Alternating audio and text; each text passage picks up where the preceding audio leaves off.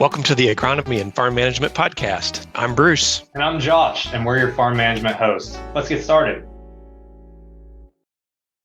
Well, Bruce, you told me just earlier that you were dealing with some lambing. What's going on your operation?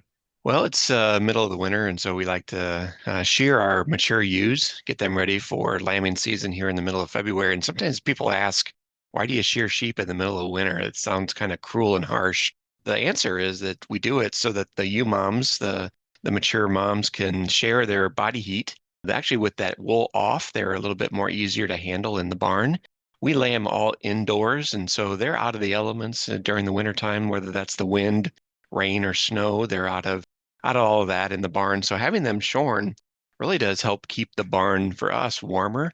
And also the ewes with that extra wool off are a little bit smaller. They're a little bit cleaner. And the new baby lambs can nestle up and cuddle up to mom and stay warmer and kind of get in there and nurse the way they need to with that newborn lamb. So how about you? What's happening your way this time of year? This time of year brings back a lot of memories. Not sure if they're fond, but a lot of hard-working memories. We lived on a goat farm and we had about 200 goats at one point in time. And around January, that's when we were start kidding. So we had goats coming in and out every single day. At one point in time, we had over 200 baby goats running around everywhere, and it was a lot to keep up with. But nowadays, since me and my brother are off the farm, mom and dad shipped off all the goats. So we don't have to deal with this problem this time of year. So I can spend a little more time inside, staying warm, staying out of that weather. So, Bruce, this week we actually have a new guest. We have Christine Gelley. Christine is the Agricultural and Natural Resources Extension Educator in Noble County. She specializes in forage and pasture management, where she is the team leader for OSU Extension's Integrated Forage Management Team and is the vice president for the Ohio Forage and Grasslands Council. Welcome, Christine. Thanks, Josh and Bruce. It's great to be here today. So we're going to just go ahead and jump right on into our topic today. So we're going to talk a little bit about the growing season first. So let's talk about the weather. Back in 2024, how did the weather impact some of our pastures and our hay output?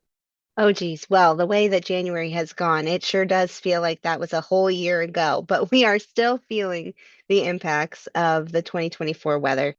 So, how did it go? It was dry. It was very dry. We actually, in my part of Ohio, so Noble County is in the southeast corner of the state. If you take I-70 to the east and hit I-77 south, you'll come right through Noble County on your way to Marietta. And our portion of the state was hit the heaviest with drought for the longest. We are actually still abnormally dry at this point in 2025. So we're used to, at this point, dealing with more moisture than is ideal, but this year hit us with far less than what's ideal. When I did some tallying on precipitation through 2024, from January 1 to December 31st, we came out about half of what we would consider average precipitation for Noble County. So obviously, that continued to spread to a wider range of locations. Many counties experienced pretty intense drought in 2024. And that has definitely had an impact on the ability of pastures to produce grazable forage and hay fields to create enough growth to be worth harvesting. So we have lower yields. We have a lot of need for supplemental feeds through the winter because hay inventory is just low. We've had to import a lot of hay from other counties into Southeast Ohio to compensate for the loss of yield due to drought. So, Christine, with that lack of yield, are there any other specific challenges that Ohio livestock producers are facing? You talked about importing that hay in. What regions is that hay coming from, and what's kind of the quality of the forage product that Southeast Ohio and other parts of Ohio are receiving in? Good question, Bruce, and that really ranges depending on who you're dealing with and if you've had an opportunity to see the hay before it arrives on farm. So a lot of the people that I've talked to have been getting loads of hay in from Northwest Ohio, places where they could get a semi-load of it transported and at a price that it was still willing to pay the transportation cost to get it down here. Heard good experiences and heard bad experiences. Unfortunately, there are some folks who have interacted with hay jockeys that are the middlemen buying and selling hay that they can get their hands on, and that has burnt some people in deals. where they were told the hay was of better quality than what they would receive. And when it arrived on farm, it was in fact close to inedible. However, on the flip side, in the scenarios where my producers have worked one-on-one with another farmer and contracted someone for transportation in between, they've had much higher success. Having the ability to request a hay test from the person who actually produced that hay is helpful. Having a person who you can call and ask questions about the quality of the hay, the timing of its harvest. Did you have any weed concerns at the time that you were harvesting? Those are all really valuable pieces of information. So we've got a mixture of experiences there. Also, there's people that are in getting hay from other states, but just thinking about the cost of transportation, I think we're trying to keep it within, 200 miles of us, ideally, to make it worth transport. So Christine, kind of a follow-up question to that. Maybe one specific challenge is how they're financing or purchasing feed rather than maybe their go-to practice would be to grow their own and have it in their livestock systems. What kind of observations have you had around that additional challenge this year? Yeah, so observations with that are, hey, buying hay and transporting it is expensive. And in reality, making it at home on your own farm is also expensive. But when we're writing a check for the total cost all at once, it can be a little bit more intimidating and think, oh, wow, this is costing me so much money. But, in reality, making hay at home, it costs you a lot of money too, in labor, in equipment costs, in maintenance of the equipment you have, and the ability to store your harvest. Those all have a cost, but they're typically not accounted for all in one transaction, like buying a load of hay is. So we do have some sticker shock scenarios. And also, being able to secure enough to last the time frame that you need is challenging. If you're buying it by the semi-load, depending on the size of your herd, but in many cases, that's not going to be enough to last you very long. Definitely going to need to look at multiple trips or multiple sources, and that price tag gets up there pretty quick. So I'm not sure where people are pulling the money from to be able to cover these costs. Of course, we've had folks reduce herds to reduce the need for feed, of course, and take some of that cash from the sale of livestock and put it into feed resources for who they're carrying over into 2025. And then there's also been, funding received from the FSA relief programs that people could apply for and get payments for. So that assistance has definitely been helpful with allowing people to purchase feed outright without creating a huge economic strain on the farm. Christine, being from Jackson County, we had parts of our county where we reached that D4 on that drought monitor as well. As we're monitoring the rainfall throughout the winter, what concerns do producers have moving from winter towards the spring? There's the concerns we have every year for early spring, which tend to include moisture and mud. So we do anticipate that even with the lack of moisture, we're going to have mud to deal with, which is going to increase the need for animals to get the energy that they need. So we're still going to need additional feed in the wintertime to help accommodate for that. We know that we're deficient in moisture, so we need moisture. But at the same time, we need that moisture, gently sprinkled on over the course of several weeks, not all at once.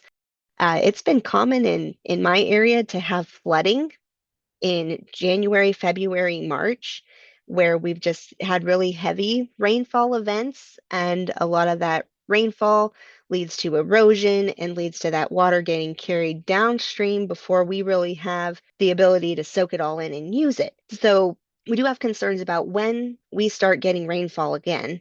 Is it going to be in quantities that are helpful, or is it going to be in quantities that are hurtful? We know that forage growth has been limited because of drought. So even the dormant cover, just grass that's there but not actively growing, is diminished because of the drought. We have bare soil that's been left through the winter because nothing could grow. So we have exposed soil, and that increases our chances for erosion. It's also going to increase the opportunity for weeds to develop. And if we get high moisture before our desirable forages get a chance to get up and growing, those weeds are going to get a head start to get going and create challenges for us moving forward. We are excited that we've gotten some snow. I think snow is the ideal way to get some moisture on at this time of year where we can get gradual melting and get the delivery of that moisture into the soil and help reboot the growth of these forages in the springtime. So with such difficulties here in Ohio across the state, many farms are facing some financial stress. What would you tell farmers that are concerned about adding fertilizer specifically to those hay and pasture acres that have been stressed? Well, we know that fertilizer is expensive. It comes with a cost, and it's pretty easy to calculate what that cost is when you're looking at a price per ton of fertilizer. So sometimes, again, the sticker shock can set in when we look at our fertility needs. And with a year like 2024, where we haven't made money off our forage stand, we're going to have to pull the dollars for fertilizer from somewhere else. The hay didn't pay for itself with the income we made last year. So how are we going to do that? And some people might trip up on well, if I don't have the money for it, then I just shouldn't do it, which is a double-edged sword, right? Because if we don't care for the forages and deliver the fertility that they need, we're just going to get more behind. We've got to give those forages the boost in order for them to recover, whether that's a reseeded pasture scenario where we're just going to call it a loss and start from scratch, or if we're trying to rejuvenate growth in an existing pasture that we think still has potential. There's going to be a need for additional fertility, and we can't just ignore that. We've got to address it, and we've got to find it in the budget somewhere to at least address the most limiting factors of fertility. Christine, some farmers may be seeing some of their pasture or hay fields looking like bare in some spots. If they're starting to see some of those issues, what type of reseeding options would you suggest to a farmer who's looking to reseed that pasture or that hay field? Well, great question, Josh. I recently listened to a presentation from the forage specialist at the University of Tennessee, and he gave a really easy to follow metric to determine, should you rejuvenate this? Should you beef up, renovate this pasture, or should you reseed this pasture? And the indicator that he used was percentage of cover. So actually going out and seeing how much grass cover or clover, whatever the forage type is, how much soil cover do we have that is living forage? And if you have 70% or more, you're probably good to go. Just maintain it as if all things were normal. The forage should recover and start to fill in those holes that you have. But if you're somewhere around 40% or under 70%, that is a window that definitely needs some help. We need to go in and interseed in some way, whether that's broadcasting some seed on in the spring, drilling some seed in as soon as the soil can handle machinery on top of it, or if that's, implementing some strategic weed control with the plan to add seed back in the fall. Even right now, you could go in and start addressing some of those areas with frost seeding our clovers. There's even some grasses that have potential for frost seeding. So if you're eager to do something right now, you can look into frost seeding as a way to get ahead. Now, if you're below that like 40% cover, we're looking at a reseeding scenario. And I'd say, even like if you're thinking 50, 60, because our eye wants to be optimistic with that, we're going to feel like there's more cover than there actually is. So if you're looking out here and you're like, half of my forage is gone, it's time to come up with a new game plan and reseed that. You're going to get the best bang for your buck that way by introducing better genetics to your forage stand. And that's going to eventually boost your yield and your competitiveness in that stand. There's no use in beating a dead horse. Let's start fresh and rejuvenate if we're experiencing 50% or less. That's great advice. I think that can be very practical and useful. That's that great sharing. So with those two options of fertilizing and reseeding, they both have some added costs to implement. So if a farm decides to not do anything with their field, is there any unknown cost that may end up really hurting them in the long run? For sure. Yeah, your unknown cost is your potential to make profit next year. If we don't put the investment in, our profit margin gets slimmer and slimmer and slimmer. The forage cannot create nutrients that aren't accessible to it. Yes, it's amazing at generating nutrients from the atmosphere, from the soil, but if it's not there to build from, it can't do it. So even if you're getting growth and you're thinking, well, I have enough growth here that I can still make a hay crop in 2025, great. But are you making a protein bar or are you making potato chips for the livestock next year, right? Are you producing empty calories or are you producing forage of substance? And you're going to see that as time plays out in, calf crop, lamb crop. Like, what's your marketable product? Who's the end user of this forage? If you're growing something that doesn't have the heft of nutrition it takes to sustain life, it's going to show when it's time to take livestock to market. And, that could be 2 years down the road from the day you're making the decision of, I don't think I actually need this fertilizer. And who knows what's going to happen in the market 2 years from now. Do what you know is right to take care of the forage that you have so that you have the resiliency for what's unknown and coming next. I think it's not a visible cost that we can say you're losing $10 per bale. We can't really say that, but we know that what we're sacrificing by not applying fertilizer is our profit. Christine, I want to thank you again for being on the podcast with us. Before we let you go, do you have any final thoughts or resources you'd like to share to our audience? Closing thoughts here with this great discussion we've had today, guys, is I think our producers shouldn't be afraid to reach out if they're unsure of how to decipher the damage they've actually incurred from 2024. It can be hard to really put a metric on how bad the damage is. So don't be afraid to ask for help. Go to your local service options, whether that's extension, like us here in this conversation, if that's your soil and water office, your NRCS district conservationist, if it's a fellow farmer who just has gone through something similar in the past or is in the same boat as you, get an extra set of eyes. Two heads are better than one. Don't fear collaboration. The drought was not isolated to just you, so it's not a problem that you're going to be able to solve just by yourself. So don't be afraid of using the services we have available. I did share several fact sheets with you guys to share with the people listening today that they can look into if they've got questions about how to make investments in fertilizer, how to interpret a soil test or a hay test to get a gauge on where they really are with fertility and where to go next.